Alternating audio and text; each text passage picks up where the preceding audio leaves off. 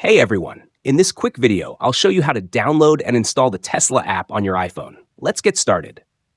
First, make sure your iPhone is connected to the internet, either through Wi-Fi or cellular data. Then, open the App Store.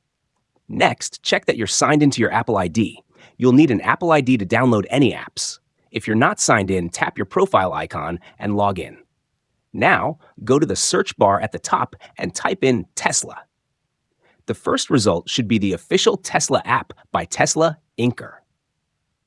Tap Get, then Install, and wait for the app to download. The speed will depend on your internet connection. If you don't see the app on your home screen, check the app library under Recently Added, or press and hold the app to add it to your home screen. Once the installation is complete, open the app, sign in, or create a new Tesla account to connect your Tesla products. That's it. If you found this video helpful, be sure to like and subscribe for more tech tips. See you in the next one.